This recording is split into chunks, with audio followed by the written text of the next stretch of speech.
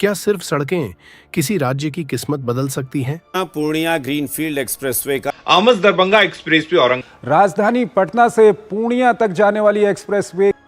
सुनने में यह सवाल थोड़ा अजीब लग सकता है, लेकिन दुनिया के कई देशों और भारत के कई राज्यों का इतिहास बताता है कि जब तेज और आधुनिक सड़कें बनती हैं तो सिर्फ गाड़ियां तेज नहीं चलती, अर्थव्यवस्था भी रफ्तार पकड़ती है। अब सवाल है, क्या बिहार भी उसी रास्ते पर आगे बढ़ रहा है? इन्हीं सवालों के जवाब तलाशने के लिए हमने इस पूरी परियोजना की पड़ताल की है।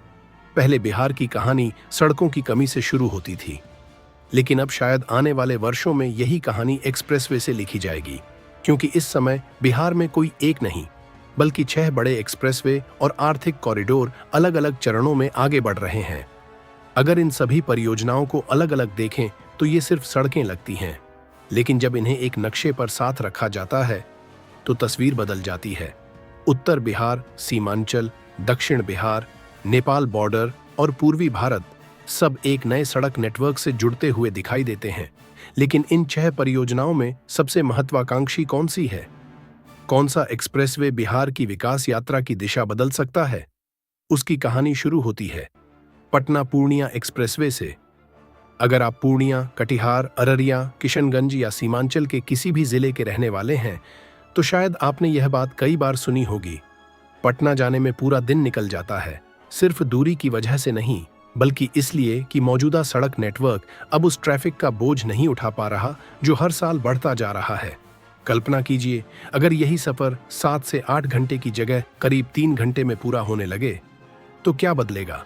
यही सवाल बिहार सरकार और national highway authority of India के सामने भी था, और इसी सवाल का जवाब है पटना पूर्णिया एक्सप्रेसवे। यह सिर्फ बिहार का एक और हाईवे नहीं होगा, यह राज्य का पहला 6 लेन ग्रीनफील्ड एक्सप्रेसवे बनने जा रहा है। करीब 245 किलोमीटर लंबे इस एक्सप्रेसवे पर लगभग 18,042 करोड़ रुपए खर्च होने का अनुमान है। यह राजधानी पटना को सारण, वैशाली, समस्तीपुर, दरभंगा, सहरसा, मधेपुरा होते हुए पूर्णिया से जोड़ेगा। ध्यान देने वाली बात यह है कि यह सिर्फ एक सीधी सड़क नहीं होगी।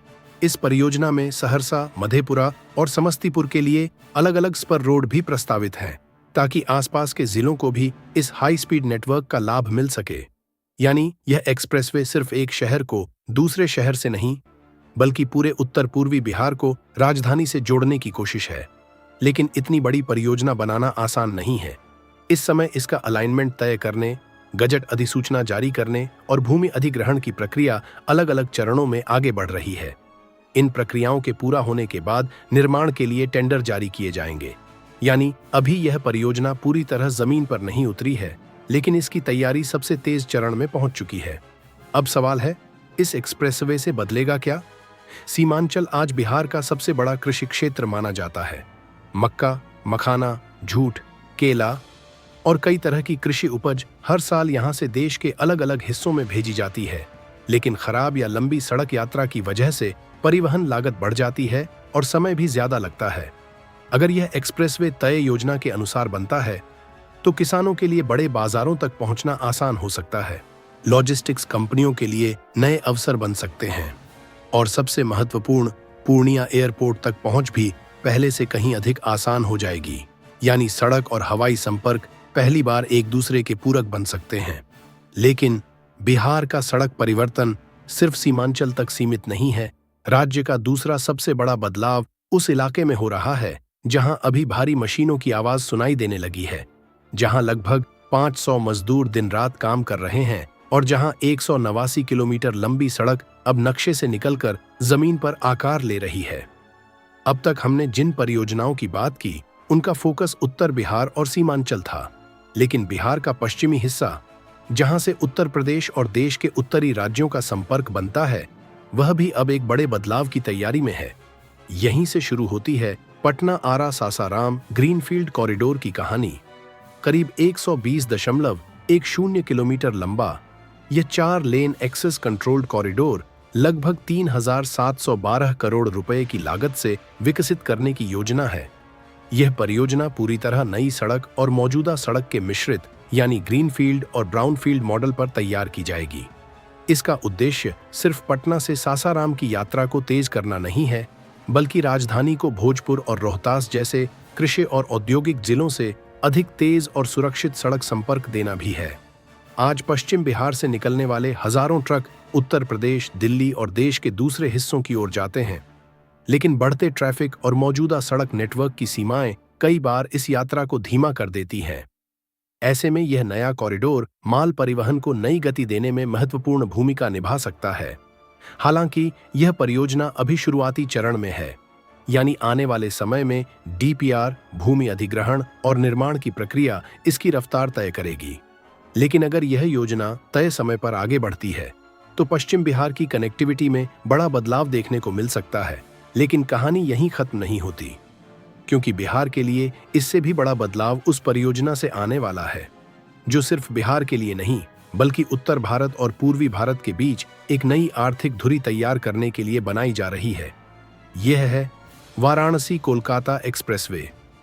करीब 610 किलोमीटर लंबा यह 6 लेन एक्सप्रेसवे लगभग 35 से 40 हजार करोड़ रुपए की लागत से विकसित किया जा रहा है। इसकी डिजाइन स्पीड 120 किलोमीटर प्रति घंटा रखी गई है। बिहार में यह कैमूर, रोहतास, औरंगाबाद और गया से होकर गुजरेगा, यानी पहली बार दक्षिण पश्चिम बिहार सीधे एक ऐसे राष्ट्रीय हाई स्पीड नेटवर्क का हिस्सा बनेगा जो उत्तर प्रदेश को पश्चिम बंगाल से जोड़ेगा। यह सिर्फ यात्रियों के लिए नहीं बल्कि उद्योगों के लिए कहीं अधिक महत्वपूर्ण है। सोचिए, अगर रोहतास या गया में बनी कोई मशीन या कैमूर का कोई कृषि उत्पाद पहले की तुलना में कम समय और कम लागत में कोलकाता पोर्ट या उत्तर भारत के बड़े बाजारों तक पहुंचने लगे, तो इसका असर सिर्फ परिवहन पर नहीं, पूरी अर्थव्यवस्था पर पड़ेगा। यही वजह है कि सड़क विशेषज्ञ एक्सप्रेसवे को केवल सड़क नहीं, आर्थिक गलियारा कहते हैं, क्योंकि इनके किनारे धीरे धीरे वेयर हाउस बनते हैं, लॉजिस्टिक्स पार्क विकसित होते हैं, नए उद्योग आते हैं और फिर उन्हीं उद्योगों के आसपास नए शहर बसने लगते हैं। लेकिन अगर आपको लगता है कि यही बिहार की सबसे महत्वपूर्ण परियोजना है, तो शायद आप गलत हैं, क्योंकि अब हम पहुंच रहे हैं उस एक्सप्रेसवे पर जिसे सिर्फ विकास परियोजना नहीं बल्कि रणनीतिक परियोजना भी माना जाता है। एक ऐसा कॉरिडोर जो नेपाल सीमा के समानांतर चलेगा और जिसका महत्व सिर्फ बिहार नहीं, पूरे पूर्वोत्तर भारत के लिए बताया जा रहा है। अब तक हमने जिन परियोजनाओं की बात की, उनका मकसद बिहार के भीतर यात्रा को आसान बनाना था, लेकिन अब जिन 2 कॉरिडोर की कहानी शुरू होने जा रही है, उनका उद्देश्य सिर्फ बिहार को जोड़ना नहीं बल्कि बिहार को पूरे उत्तर भारत, पूर्वोत्तर भारत और नेपाल के बीच एक रणनीतिक कड़ी बनाना है। पहला गोरखपुर सिलीगुड़ी एक्सप्रेसवे और दूसरा रक्सौल हल्दिया एक्सप्रेसवे। दोनों का महत्व अलग है, लेकिन अगर ये दोनों परियोजनाएं पूरी होती हैं तो बिहार के ट्रांसपोर्ट मैप की परिभाषा बदल सकती है। सबसे पहले बात करते हैं गोरखपुर सिलीगुड़ी एक्सप्रेसवे की। करीब 568 किलोमीटर लंबे इस प्रस्तावित 6 लेन एक्सप्रेसवे का सबसे बड़ा हिस्सा बिहार में है। अकेले बिहार में इसकी लंबाई करीब 416 किलोमीटर होगी। यह कॉरिडोर पश्चिम चंपारण, पूर्वी चंपारण, शिवहर, सीतामढ़ी, मधुबनी, सुपौल, अररिया और किशनगंज जैसे 8 जिलों से होकर गुजरेगा। अगर आप नक्शे पर इसकी लाइन देखें तो एक बात तुरंत समझ आएगी, यह एक्सप्रेसवे नेपाल सीमा के लगभग समानांतर बनाया जा रहा है।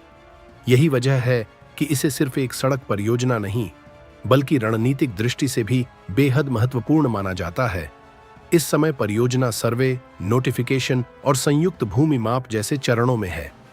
राष्ट्रीय राजमार्ग प्राधिकरण का लक्ष्य है कि लगभग 80% भूमि अधिग्रहण पूरा होने के बाद निर्माण के लिए टेंडर जारी किए जाए।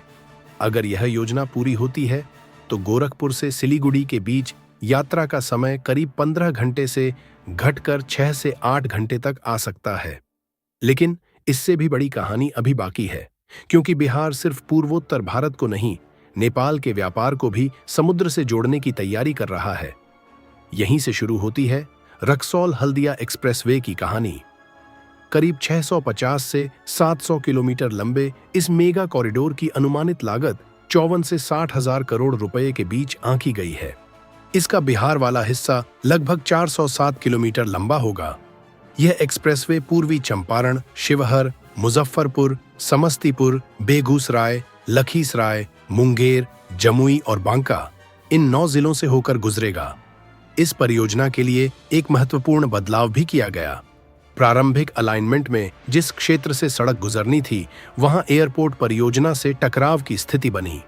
इसके बाद अलाइनमेंट में संशोधन किया गया ताकि दोनों परियोजनाएं बिना बाधा आगे बढ़ सकें।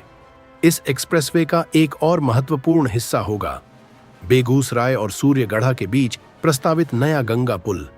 यह सिर्फ नदी पार करने के लिए नहीं, बल्कि पूरे कॉरिडोर की निरंतरता बनाए रखने के लिए महत्वपूर्ण कड़ी होगा। लेकिन इस परियोजना की सबसे बड़ी ताकत इसकी दूरी नहीं, इसका उद्देश्य है।